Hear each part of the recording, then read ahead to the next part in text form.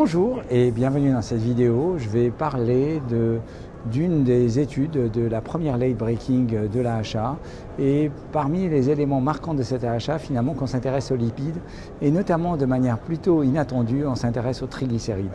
Vous savez tous que l'hypertriglycéridémie, notamment lorsque les taux sont supérieurs à 5 grammes par litre, est associée à un risque de pancréatite aiguë et ses complications vitales. Elle est également associée à un facteur de risque athérothrombotique, probablement par l'association avec les autres lipides. Alors, je vais parler là d'une étude asiatique qui s'est intéressée à un médicament qui est un triple agoniste, un analogue GLP-1, des récepteurs du glucagon et des récepteurs FGF, qui sont des récepteurs un peu particuliers. L'objectif, c'est que ça joue dans finalement action sur les triglycérides. Et ce médicament, ils le randomisent sur une étude qui n'est pas encore une étude de phase 3 versus placebo.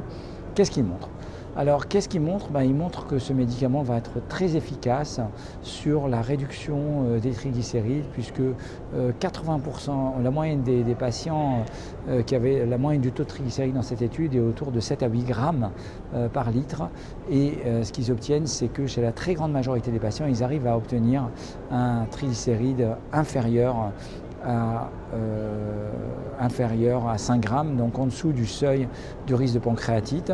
Deuxième élément qui montre, ils permettent chez un certain nombre de patients une normalisation des taux de triglycérides. Ce n'était pas la majorité, mais quand même il y a des patients chez qui on obtenait une normalisation des triglycérides. Par ailleurs, il y a également un effet sur un certain nombre de facteurs, notamment de facteurs athérothrombotiques, puisque les dyslipidémies, le LDL et non-HDL sont également diminués de tour de 20%, mais c'est quand même intéressant.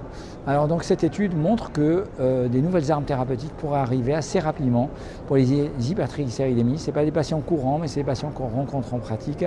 Et sur l'autre vidéo que vous verrez en ligne, une autre molécule également s'est intéressée à cette hypertriglycéridémie et j'en parlerai un peu plus tard. En tout cas, un AHA intéressant qui s'annonce et merci beaucoup à vous.